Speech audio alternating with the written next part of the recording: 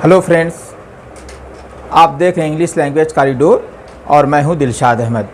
Friends, इससे पहले मैंने आपको पार्ट्स ऑफ स्पीच का इंट्रोडक्शन और नाउन, प्रोनाउन, एडजेक्टिव के बारे में डिस्कस किया था। आज हम लोग बात करते हैं वर्ब के बारे में।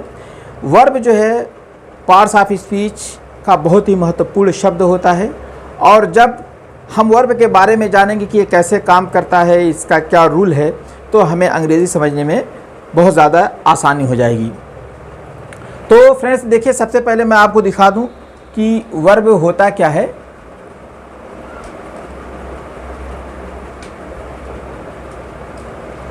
वर्ब क्या होता है? जिस शब्द से किसी कार्य का होना या करना स्पष्ट हो, अथवा आप देख रहे हैं अथवा किसी व्यक्ति, वस्तु, स्थान में उसकी दशा परिवर्तन का बोध कराए। बात समझे ना? जब उसकी दशा अर्थात स्थिति, स्टेट का जब चेंज होता है किसी भी तरीके से, तो वही वर्ब होता है। It means you should to understand that without action there is no concept of verb. It means verb has an action. Many time you have told that verb is an action word. तो यहाँ पे जान लीजिए कि जब action क्या होगा कि अगर कोई भी चीज़ है तो वो थोड़ा एक्शन करेगी, जब हिलेगी, डोलेगी या इधर उधर होगी या कुछ भी होगा, उसमें होना होगा, तो उसी को उस वाक्य, उस वर्ड को हम लोग वर्ब कहेंगे, जिस शब्द से इस बात का पता लगता है। तो अब सबसे बड़ी चीज़ आती है, जैसे कि आपने बहुत से वर्ब, नाउन, प्रोनाउन में kinds of noun, kinds of pronoun देखा था, उनके फंक्शन थोड़ा सा मैंने बताया था। आज इसी तरीके देखिए कि वर्ब को भी कुछ हिस्सों में बांटा गया। तो सबसे पहले इसे मेन वर्ब को एक इसमें ये आता है सॉरी, मेन वर्ब होता है जो मेन कार्य करता है। मेन वर्ब उसे कहते हैं जो मेन कार्य करता है, जो सेंटेंस में मेन एक्शन में होता है, उसी को मेन वर्ब कहते हैं। छोटी सी डिफिनेशन है, देख लीजिए। दूसरा था फाइनाइट वर्ब। जो है फाइनाइट वर्ब वो होता है जो वर्ब जो सेंटेंस में सब्जेक्ट के अनुसार चेंज होता है, परिवर्तित होता है, उसको हम लोग फाइनाइट वर्ब कहते हैं। यहाँ पे एग्जाम्पल मैंने नहीं दिया है, थोड़ा सा मैं शॉर्ट में आपको बताना चाह रहा था। जैसे अगर आई गो होता है, ही गोज होता है, तो जो वर्ब चेंज होता है उसे फाइनाइट वर्ब कहते हैं। दूसरा जो इसमें है, नेक्स्ट है, वो है non finite verb. Non finite verb जो है वो वर्ब होता है या वो क्रिया होती है जो टेंस, सब्जेक्ट के पर्सन के अनुसार नहीं बदलती, यानी कि किसी भी टेंस में वो रहेगी वो वैसे ही रहेगी। तो ये आपने एक छोटी सी हल्की सी डिफिनेशन देखी कि non finite, main verb, finite verb, non finite verb. फिर उसके बाद आ जाइए, बात करते हैं। अब इसके बाद आते हैं फाइनाइट वर्ब। दो होते हैं। अभी आपने नॉन फाइनाइट वर्ब और फाइनाइट वर्ब पढ़ा, तो अब बेसिक देखिए कि फाइनाइट वर्ब दो होते हैं। फाइनाइट वर्ब में दो कौन से होते हैं? एक ट्रांजिटिव वर्ब होता है और एक इनट्रांजिटिव वर्ब होता है। ट्रांजिटिव वर्ब उसको कहते हैं जिस वर्ब के साथ ऑब्जेक्ट का प्रयोग होता है, उसे ट्रांजिटिव वर्ब कहते हैं। यानी कि अगर कोई वर्ब ट्रांजिटिव वर्ब है तो उसमें वो अपने साथ ऑब्जेक्ट ज़रूर लेगा। दूसरा है इनट्रांजिटिव वर्ब।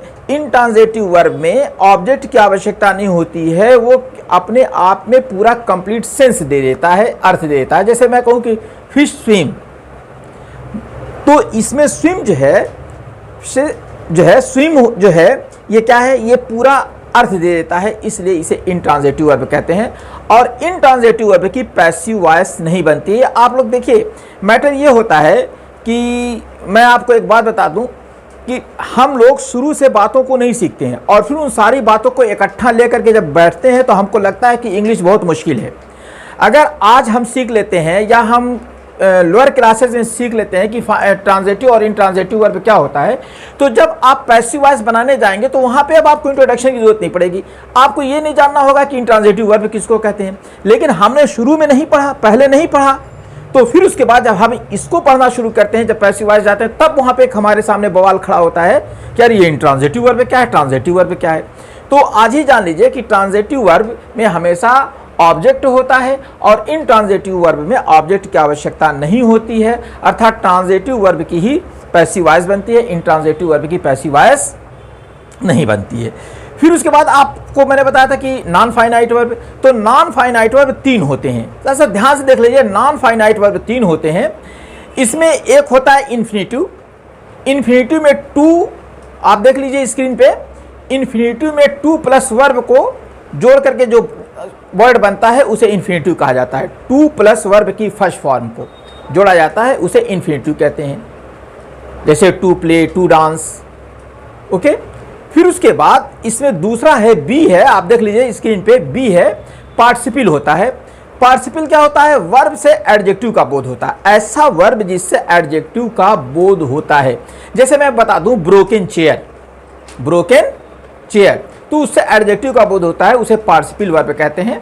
और फिर उसके बाद पार्टिसिपल भी कई तरीके के होते हैं, प्रेजेंट पार्टिसिपल होता है, पास्ट पार्टिसिपल होता है। जब और डिटेल इसको पढ़ेंगे तो आपको बताएंगे, पहले आप दिमाग में इसको बैठाते जाइए कि ये क्या है। फिर उसके बाद अगला जो है वो जीरंड है। जीरंड वर्ब में आईएनजी लगाकर बनाया जाता है, और ये प्रायः, क्या मैंने कहा, वर्ब में आईएनजी लगा करके बनाया जाता है, और ये सेंटेंस में, वाक्य में ये नाउन का कार्य करती है, ये नाउन का कार्य करती है, आईएनजी लगा करके इसको बनाया जाता है। और भी इसके डिटेल ये है, बेसिक आप जान लीजिए यहाँ पे कि वर्ब में आईएनजी लगा के बनाया जाता है और ये नाउन का काम करती है। अब आ जाइए, देखिए अब फिर एक और फॉर्म है, मैंने आपको जो ऊपर बताया था, एक है ऑक्सिलरी वर्ब। तो ऑक्सिलरी वर्ब में इसका पहला फॉर्म है, पहला प्रकार है प्राइमरी ऑक्सिलरी। अब देखिए मैंने आपको बताया था कि इसमें प्राइमरी ऑक्सिलरी में आपके 2-3 चीज़ें आ रही हैं। जैसे प्राइमरी ऑक्सिलरी में है वर्ब टू बी, तो इसमें क्या आता है? Is, am, are, was verb. फिर उसके बाद वर्ब टू हैव होता है, हैव, हैज, हैड। फिर उसके बाद वर्ब टू डू आता है, तो डू, डज, डिड। ये प्राइमरी ऑक्सिलरीज हैं, इनको आपको याद करना होगा। फिर उसके बाद अगला फॉर्म आता है मॉडल ऑक्सिलरीज। मॉडल ऑक्सिलरी क्या होता है? जैसे कैन है, कुड है, मे है, माइट है, शैल है। आप देख रहे हैं कि एग्जाम्पल मैंने दे दिया है। तो दोस्तों ये मैंने आपको दे दिया कि वर्ब के एक हल्का सा इंट्रोडक्शन दे दिया। ज़रा से इसको आप ध्यान से पढ़िएगा और इसको ध्यान से सुनिएगा, और जब आप इसको ध्यान से सुनेंगे तो आपको ये समझ में आ जाएगा, और फिर हम जब आगे वर्ब डिटेल पढ़ेंगे तो आपको समस्याओं का सामना नहीं करना पड़ेगा।